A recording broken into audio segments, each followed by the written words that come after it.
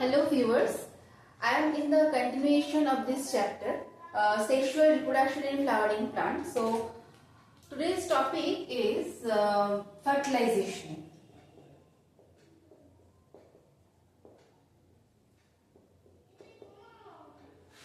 This comes under the chapter sexual reproduction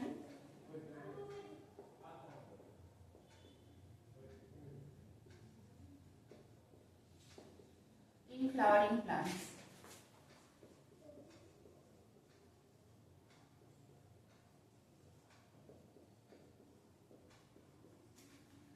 So on my last class I discussed about the pollination. Okay.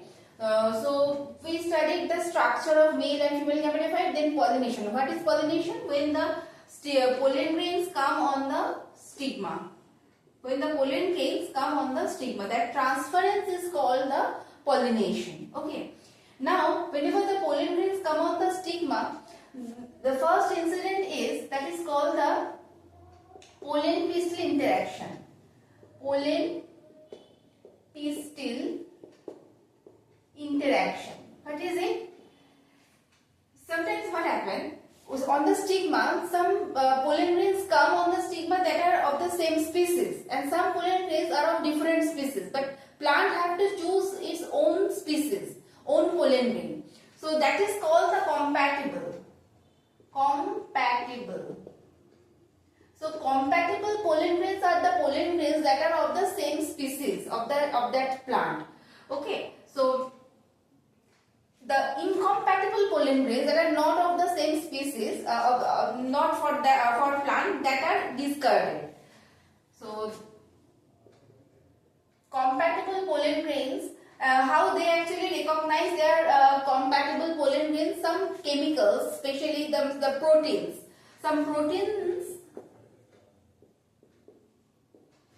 proteins are secreted by the pollen enzyme. Enzyme come attached with the stigma wall, and that enzyme secretes some protein. That protein combines with some chemicals secreted by the wall of the stigma, that is called the sugar orbital. Boron inositol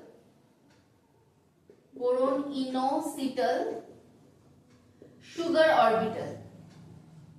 Boron inositol sugar. Okay. So boron inositol sugar, that is also a chemical secreted by the stigma wall, and the protein that secreted by the enzyme wall, that chemical comes in contact with each other and they recognize their own species. Whenever it is recognizes by them, then the pollen tube emerges. And pollen tube, how pollen tube emerges?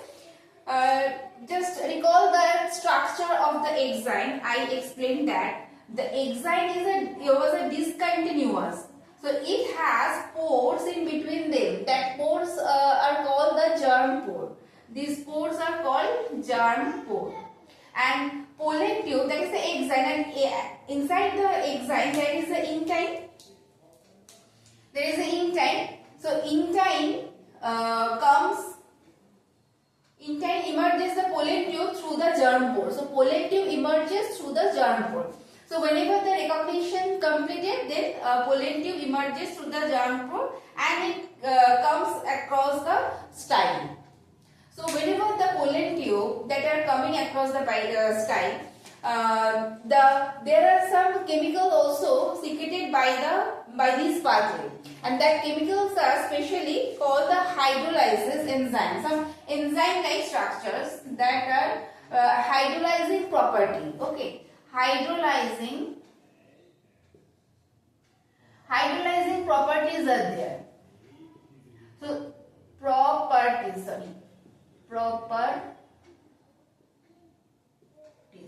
So the chemicals that have that hydrolyzing properties that destroy the tissue, that pollen grain can easily pass through the style. This pollen tube, whenever this pollen tube emerges through the style, the male gametes come and reach to the ovary. And here is the female gametophyte, the egg cell. Okay. So now come to the embryo. Come to the ovary. What happened there? Look. elaborating this part here. So this is the embryo and here is the egg cell. Okay, suppose this is the egg cell and these are synergies. Actually, synergies are there are two synergies. Two synergies are the friends of egg. They are welcoming the male gametes. That please come here. Here is your friend, a special friend, egg. Okay, and here is the secondary nucleus. The two polar nuclei comes together to form the secondary nucleus, and here is 3 antipodal cells. So now this is the pollen and here 2 male gametes are coming through the pollen. One male gamete come and fused with the egg cell and another one come and fused with the, suppose this is a male gamete and this is another male gamete. 2 male gametes are coming. One male gamete fused with the egg. One male gamete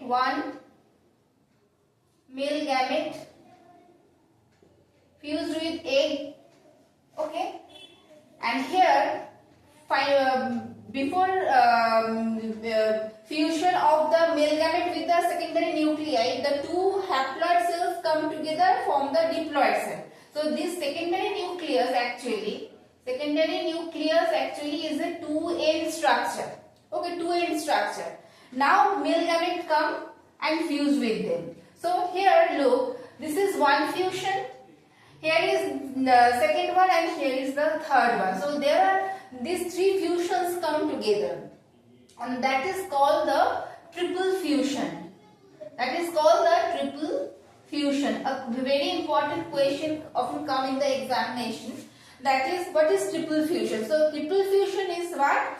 The fusion of the male gamete with the egg, fusion of the 2 polar nuclei to form secondary nuclei, and then polar nuclei when it fused with the male gamete, they together form the triple fusion.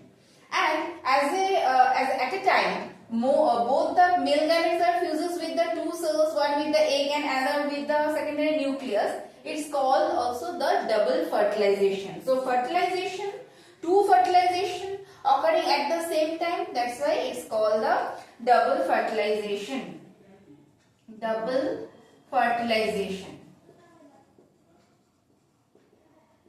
Okay, so angiospermic plant, flowering plant possesses a double fertilization. Now our next topic is how, because after fertilization the egg cell would be the embryo, developing embryo, it will form the ovule it will form the embryo. Okay, and these cells, the secondary nucleus fused with the n number of nuclei and it forms the endosperm. So this is the growing embryo, this would be the growing embryo and this would be the endosperm. So the main function of endosperm is to provide the nutrition. Whenever the embryo is growing up, endosperm provides the nutrition. So we will look at how endosperm provide food to the growing embryo in 2 different categories of angiosperm, that is in monocotyledon and in dicotyledon. Because there are 2 types of seeds we can find there. Some are albuminous, some are endospermic and non-endospermic. Okay, so look at that.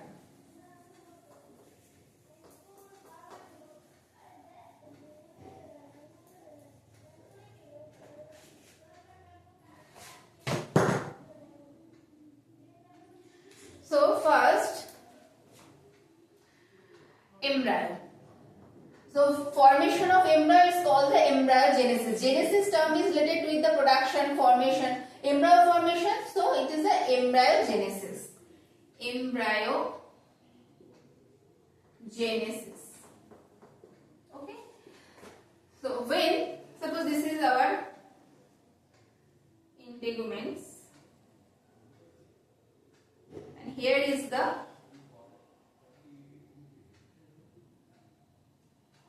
embryo. Okay, this is the embryo and this egg cell, whenever it fused with the male gamete, it forms this embryo, and this nucleus, secondary nucleus fused with the male gamete form endosperm. So here are the cells of endosperm. Okay. And it developed to form seed. Definitely this ovule developed to form seed, and this form, outer integument form the testa and inner integument form the tegmen. First look the structure of basic embryo.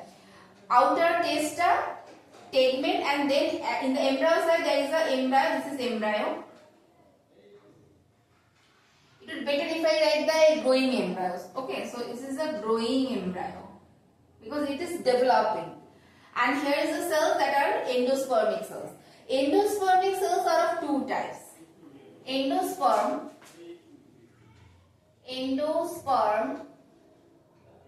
is of two types. Okay, that is free nuclear and cellular. Free nuclear and cellular. Free nuclear, that means there is no cytokinesis. Here are some cells. I am elaborating this part here. Suppose this is the testa, tegmen is there, and here is the embryo side, and this is the embryo. Okay, fine. Now these cells, by the karyokinesis, there are free nuclei over there inside the embryo sac. So this type of cell is called is a free nuclear endosperm. And cellular endosperm, when the cytokinesis occurs, that means each and every nuclei get covered, they enclosed in a membrane. Every nuclei get enclosed in a membrane and they form a single cell. That's why it's called the cellular endosperm. So after the next, in the process of their development, some cells at the periphery of this endosperm, they get enclosed by the membrane, and wherever they get enclosed by the membrane, so cellular endosperm we can see at the periphery, and at the center there is a free nuclear endosperm. Okay. Now come to the development of the endosperm in monocot and dicot. I have to erase this part here.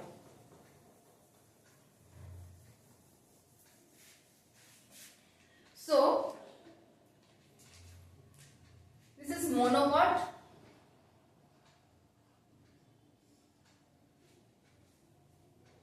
and here is dicot. Okay, first dicot. Dicot, monocot. So after this stage, this is the, now I am only drawing the embryo side, okay, but after the embryo side there is a testa and tegmen. Testa, tegmen. Testa and tegmen is there. Now just look at the embryo. So first this cell divide to form the two cell structure. Then it is by the repeated division, it forms a globular structure. This embryo is form a globular structure. Okay. After this stage, it forms the heart-shaped structure. It comes and it forms a heart-shaped structure. Okay. Now what happened? After that, it forms. Now I have to draw this part here. Okay.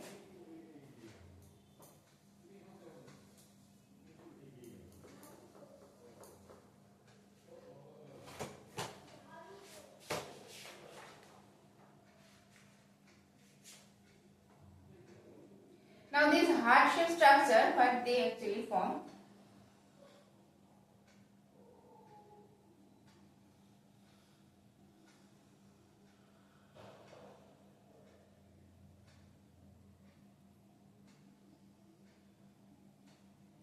This actually forms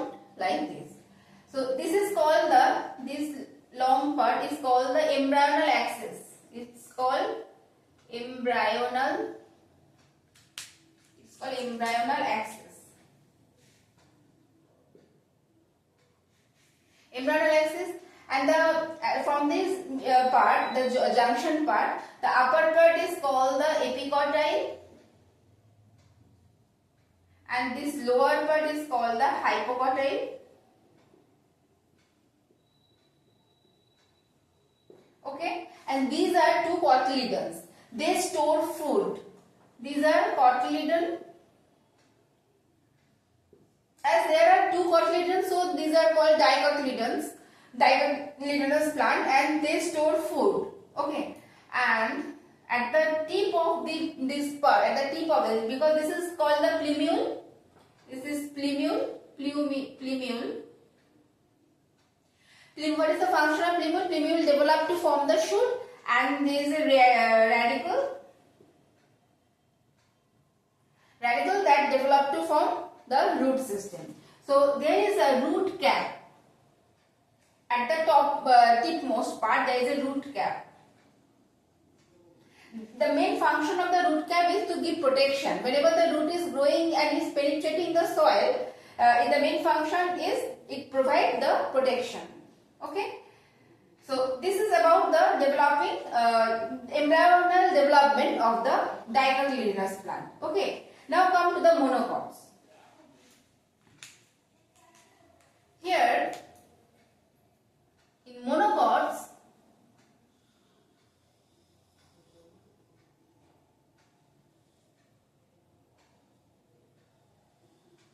we can find one cotyledon. We can find one cotyledon in monocots. As there is a one cotyledon, that's why it's called mono. Mono means one, single.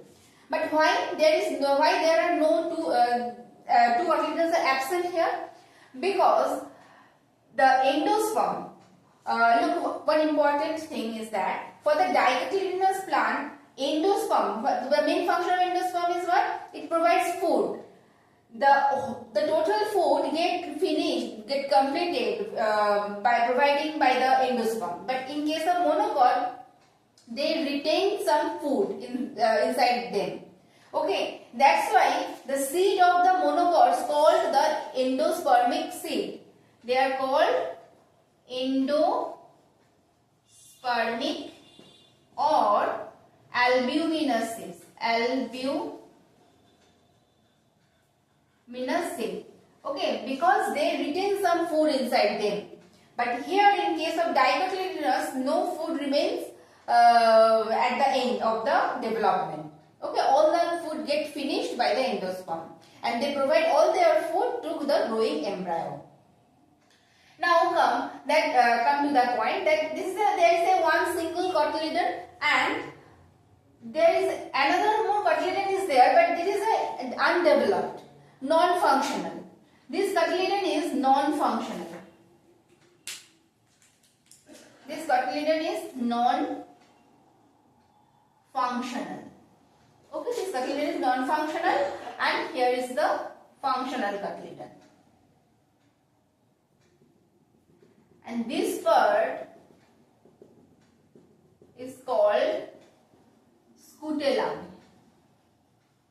That structure only found in the monocot. And the rest of the things are same. This is called the embryonal axis. The junctional part, upper part from the junction is called the epicotyle, and this part is hypocotyle. But there is a covering at the root that is called the coleorhiza. In case of monocot, they are called coleorhiza and coleoptile. Okay, coleorhiza, and there is also a covering, a protective structure that is called coleoptile.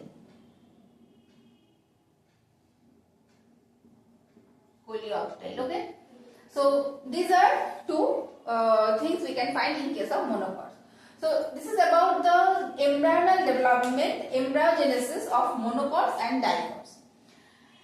Now one last point of this chapter is I want to mention, that is what is perisperm. Okay, perisperm is what? We all know that below the embryo sac there is a parenchymatous tissue layer. We called it as a nucellus.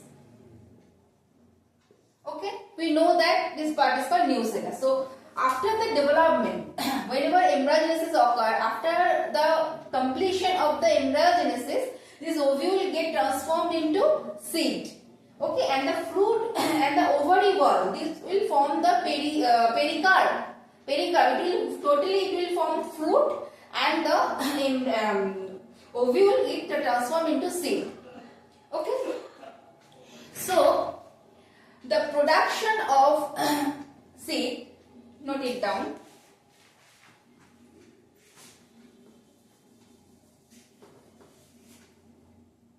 Production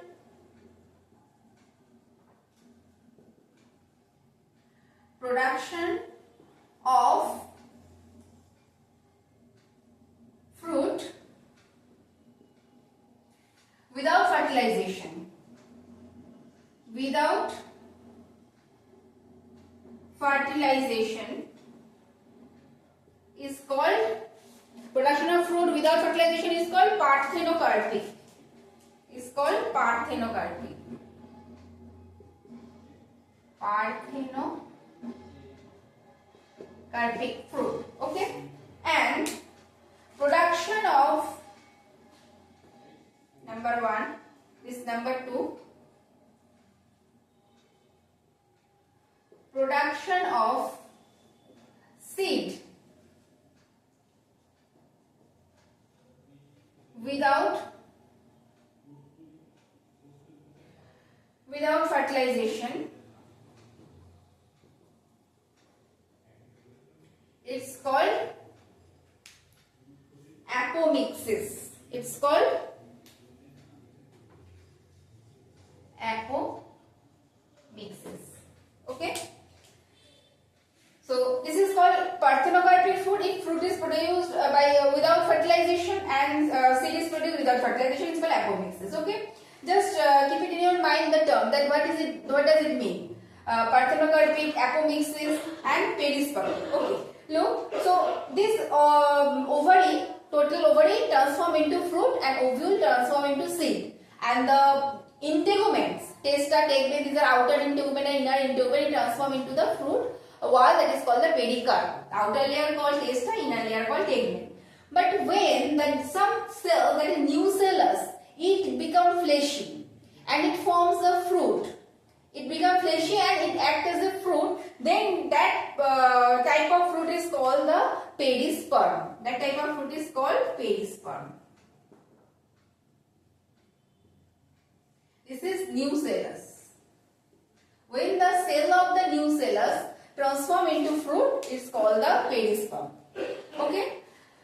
So some example, mango. For mango is a dicotyledonous fruit, but we eat the fleshy part, that is the mesocarp. Suppose this is a fruit, it has its outer covering, that is called the pericarp, and inner fleshy part that are actually edible. This edible part, this is the edible part. This edible part is called the mesocarp, and innermost part is, there is a seed. This innermost part, the outer covering is stony. Is a stony innermost part. This is the endosperm. Endocarp. Okay. For mango, we eat this middle part, that is mesocarp. But for the coconut, we actually eat the seed. We eat seed for coconut. Coconut is actually the seed. Okay. I have to draw the diagram of coconut here. This is coconut. It's a green coconut, okay? And this is the pericarp. This is pericarp and this is endocarp. This is the endocarp, the stony outer layer. And here is water inside the endocarp, okay? And also there is a fleshy part that are actually edible These fleshy part are actually edible. I am explaining that what is actually the edible part is. And here is the mesocarp. So this is the mesocarp.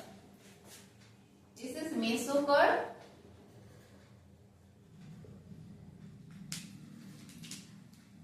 This is pericarp. And this is endocarp. So endocarp, within the endocarp, this is endosperm. The free, I have already said at the beginning that endosperm is a two types of endosperm, free nuclear and cellular. But for the coconut, we can see both these type of endosperm.